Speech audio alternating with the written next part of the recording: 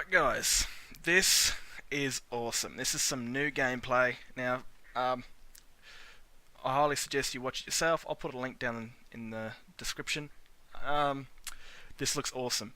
Yeah, I'm pretty sure you can hear, I'm not too sure, I think it must be a Republic pilot's voice. Sounds similar to Anakin. It might not be. You didn't see his ship, so I doubt it is. All wings, let's give them everything we've got! Right behind you, Paul. Oh man. Form up on red. I'm gonna pause it right there. At the very end of that, you saw Kylo Ren's ship. Now we're getting straight into the rebels. Hang on back there, R2. This right there, you see that? It was called the Endor Death Star, and as you can see around the map, it's destroyed Death Star. So you get a space battle after Death Star's been destroyed, which is going to be really tricky flying through all that crap. Show no mercy to these rebels. Now right there, that doesn't make much sense because Vader's already dead, but Keep at it. Structural failure imminent. yes, and we'll be able to play as Y-Wings. Finish them off. Yeah, watch this. Boom! That gave me goosebumps. For the Republic! Joint fleet, dead ahead!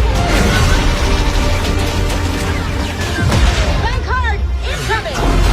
Pretty sure I got it. You cannot kill Sith.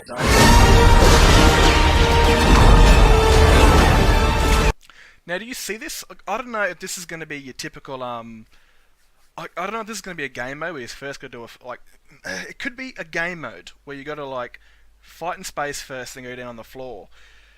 But, I don't know. I don't know if this is going to be I don't know if they're going to do what they kind of did in the first one, is where, for instance, the Starfighter maps over Hoth, you can see the typical, the 40 player standard map below, but you're fighting above. So I don't know if this is going to have ground combat and aerial combat. I'm pretty sure it's just going to be the standard large mode map along with and then it's just going to be the same map but aerial combat instead of the 40s or the objectives, whatever the hell they want to call it.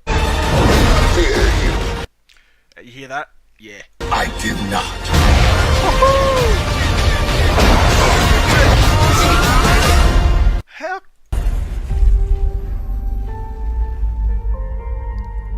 How cool was that? Did you just... Oh my god, little Yoda! Man, the first time we ever saw Yoda fly was in the Clone Wars. It never really aired, it's on Netflix.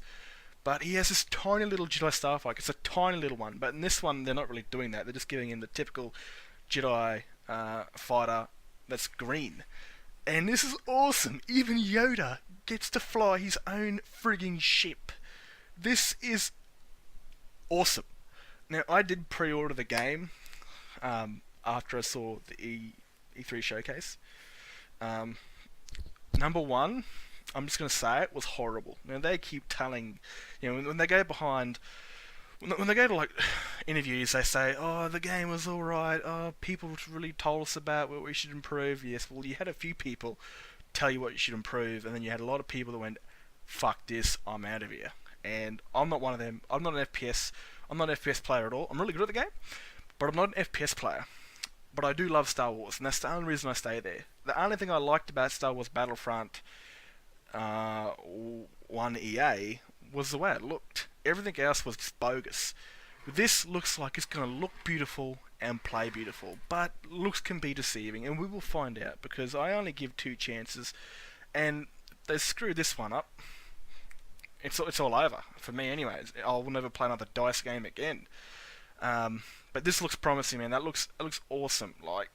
We're not going to be able to see Darth Vader's mask inside his TIE fighter. Hopefully, we get to go first person and see Darth Vader's hands moving, the control stick. That'd be awesome as hell. But that looks so good. That was just so energetic.